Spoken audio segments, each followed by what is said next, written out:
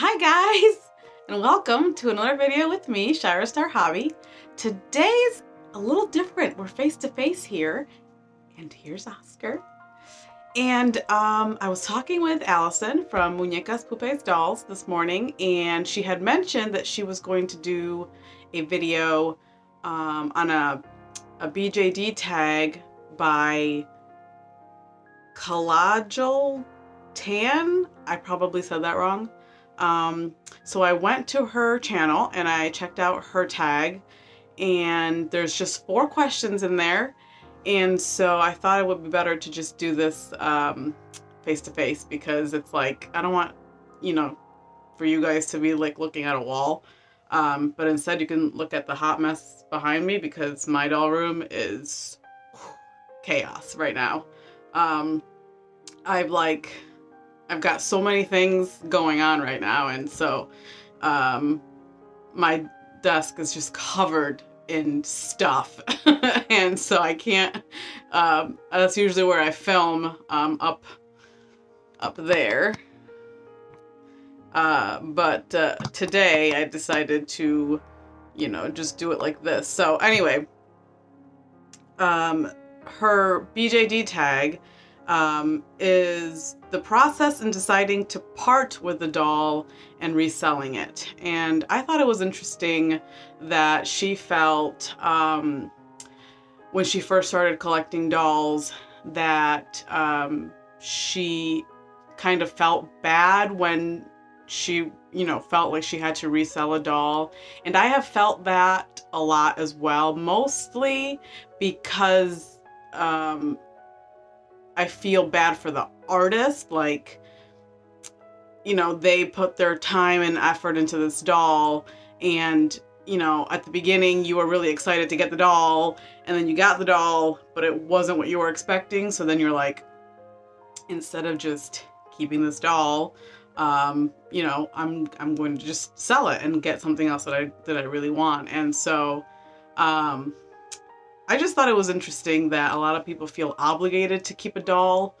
And I have sold and bought a lot of BJDs. Back when I started in 2014, I had just jumped right into the BJD game. I was still reborning at that time. I was going to IDTS, which used to be in Asheville, North Carolina, and I used to live in North Carolina. I was about 2.5 hours away, and it was the first big doll show that I was exhibiting at, and so I had my reborns with me. And what happened? I went home with all the reborns that I had brought to sell, plus 2 BJDs, and I had 4 BJDs waiting for me at home that had come in the mail. So, like I said, I just jumped into the BJD game, and I was just like blown away. So, the first question, how many BJDs have you said goodbye to? I can't even count. I have to say it's gotta be well over 75 dolls. Because like I said, when I first started collecting BJDs, I just went in and jumped in the deep end. I bought everything I wanted, basically.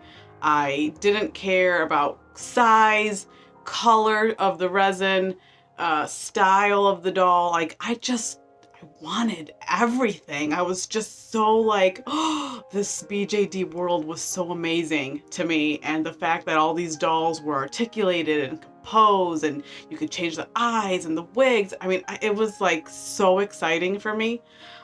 So like, I was really into childlike dolls at that time. K-Wigs, Liz Frost, BB Flockling, just so many different kinds of dolls. And like I said, I just bought everything that I wanted. And so I have sold and bought so many dolls. It's kind of ridiculous. Like, I think back now and I'm like, that was a lot of dolls. You know what I mean? But anyway, so there is one doll that I gave away to a good friend of mine. She is like such a blessing to me in this hobby. I just adore her, and I knew that she would love her, and so I gave her this doll that I loved myself. I did. I loved her, but I knew that she would love her more, and so I, you know, sent it off to her, and she couldn't be more than happy to have her. So and I get to still see her in pictures, you know, so it's nice that I was able to, you know, to do that for her. She's done so much for me. So question number 2. What is the most common reason for selling the doll? Before, I want to say it was mostly for the money, to buy another doll. Now that I am more picky with which dolls I buy, like Rachel said in her video, the posing. That is so important to me because I love doll photography and I love being able to pose them any way I want. And so that is mostly why the majority of my collection are Petusas by Lola, because her posing is the best, like out of any doll ever. Oscar's really good at posing too. He's a bit kicky, and like, you know, sometimes his upper joint here kind of goes wherever it wants, but for the most part I don't mind, you know, like that doesn't bother me enough for me to get rid of him. I adore Oscar, we all know this.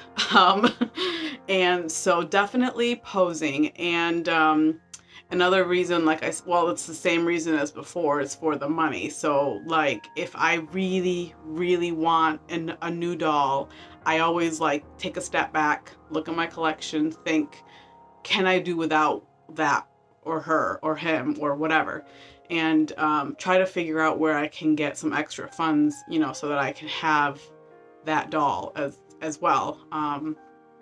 Because like I said before, I mostly rely on my commissions for my doll money, and so I've had to say no to a lot of dolls that I've wanted because I just didn't have the funds. So if I really want a doll, I always end up selling something, whether it's a couple Nendroids, you know, like my Wandigo one of a kind repaints.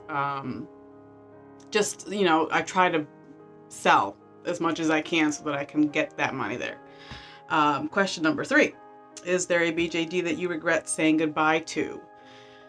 Oh, there's a lot. Mostly because I had a lot of rare dolls that you just don't see very often. A lot of these dolls you've probably never even heard of.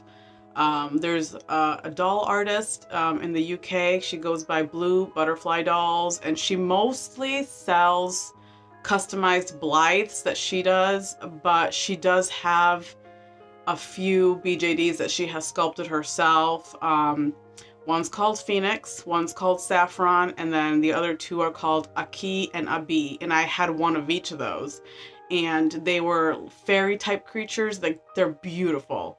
And so like those 4 dolls, I have never seen them. Like I have to do like a deep search to find pictures of them because they're just not around. And so because of how rare they are, you know, it's kind of like you kick yourself like, oh man, you know, that doll was cool. Like you don't see very many of them around. And so that is mostly the reason why I'm like, oh, why did I sell her? But I think my ultimate, I shouldn't say ultimate, one of the biggest regrets that I have in selling a BJD was I had Fang by Married All Around, and she was the original Fang on the old Komorebi body, which she has like discontinued that body. So now all of her SD girls are on the new bustier Zuri body. And I prefer the older style because she has different hands, she's got a flatter bust, and she's got the separated toes on her feet so that she can wear like flip-flops. And so the older Komarevi style body is just amazing. But of course, finding an older Fang on that body is like next to impossible. And so I had her for a while. Like when I decided to jump into the SD world again, I had Zuri. I got Zuri first, and she was amazing. But I really wanted Fang. Fang had always been one of my favorites SD sculpts of Married All Around. And so I found one on eBay and I was like, come to mama. And so like I said, I had her for a while, but when I decided to sell her was when I was cutting back on the bigger size dolls, and eventually I stopped with the MSD sizes, and now I'm just like, this is it for me, like the small 1/6 scale. I have broken my rule, but I will talk about that in another video. So Fang, she's probably my biggest regret, because like I said, finding that older body style is next to impossible. The fourth and last question, is there a BJD that you have in your collection because someone else sold or gave them to you? Yes. I prefer to buy directly from the artist if I can. That way there's no middleman, there's no person trying to sell that doll on the secondary market for more than what the artist charged. Like, I hate that. Unless it's because, you know, they're including an artist face up with a bunch of clothing and some wigs and some shoes. Like that, I understand. But if somebody buys a blank doll from the artist from a pre-order, and then they go and as soon as they receive the doll, they turn around and they try to resell it for more, like, psh, no. So, most of my dolls, like I said, I get directly from the artist if I can. That way there's no middleman, and I can just pay them directly and give them what they deserve. But a lot of my dolls, like Oscar and my Mossling, they were sold to me from a friend from her personal collection. So like, had she not decided to part with them, I wouldn't have been able to have them. Waiting for an Oscar, like I said, I had been waiting for a year, well over a year, to even think about, you know, being able to afford one, let alone get on her wait list, which she just disbanded actually. So there's not even a wait list really anymore for Oscar. And so I just kind of put it out there. I was like, you know, I know you have 2 Oscars, and she hadn't really done much with them in the time that she had them. And so I said, you know, if you think you'd want to sell one to me, let me know, because I would be more than interested. And I'll tell you what, he is the most precious thing. I love him. I love him, and I love her for selling him to me, because she was just amazing. She is amazing to deal with. And like I said, I've got a lot of dolls from her. My Toffee Momonita was actually a gift from her. So there's just like, she's just such a dear friend to me. And so if it hadn't been for her generosity, I wouldn't have the dolls that I have. So I think this is the end of the BJD tag. You'd have to check out Collagel Tan's YouTube channel. She talks dolls. And she, you know, you can check out her BJD tag of this, that's called the Goodbye BJD Tag video, and you can leave a comment. I kind of, you know, there's a lot more that I want to say, but I don't want to make this video too long. I think I'm gonna have to do like a deep dive into, you know, how I began the whole BJD collection of mine, and what's happened from start to finish. And by finish, I mean to where I am now. But for the most part, I'm pretty happy with my collection as it is. I feel like who I was back when I first started is definitely not who I am now. My style has changed drastically. I went from childlike dolls to like no dolls because I kind of took a break from BJDs and started collecting like Monster High and Ever After High. But then I got lured back into the BJD world, and so now we're kind of, that's like, I'm happy where I'm at right now. I've got my Oscars, I've got my Lolas, and I've got some like some surprise dolls along the way that were like not expected, but yay. And so I'm like really, really pumped to share with you guys all my new stuff coming in.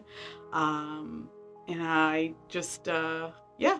So that'll be it for today. I know I haven't been posting a lot lately. I'm still waiting for stuff to come in the mail. I'm still like putting videos together for you. So I hope you guys hang in there.